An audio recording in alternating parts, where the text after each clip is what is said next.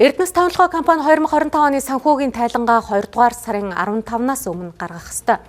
Ингээд тайлангийн үр дүнд үндэслэн 1072 ширхэг хувьцааны ногдлашгийг тарах эсхийг шийдэх юм.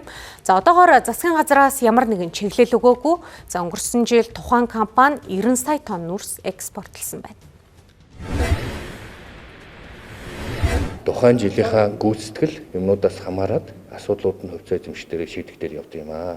Тэгэхээр энэ тайлан баланс нэгтгэж гараад үнэхээр энэ онд ард иргэдэд ногдлол шиг тараах гэдэг шийдвэрт хүрэх юм бол тэр хувьцаа эзэмшдэг шийдвэрээр л явна. Энийг бол засгийн газар ганцаараа шийдэх зүйл биш. Засгийн газараас барьж байгаа том бодлогын чиглэл бол тодорхой хэмжээнд ашигтай ажиллаад баялагын өр өгөөж ард иргэдэд доктортой жигд хүргэдэг байх ёсна л гэж ажиллаж байгаа. Айлч засгийн газрын хувьд. Тэгээд тухайн жилийнхаа нөхцөл байдал санхүүгийн боломжоос хамаарал тухайн үед нь шийдвэр гаргаад явдаг.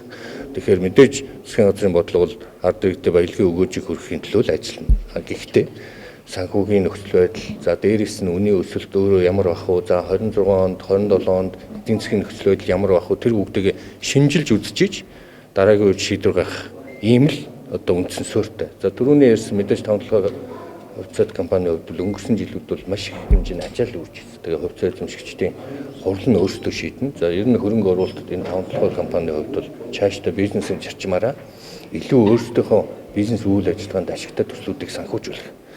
Ялангуяа энэ чиглэл рүүгээ явахгүй бол нүүрсний зах зээл цаашдаа нэлээд одоо өмнөх бидэнд байсан шиг 5-10 жилийн сайхан үе бас тохиохгүй байх магадaltaй байна. Ялангуяа 30 оноос хойш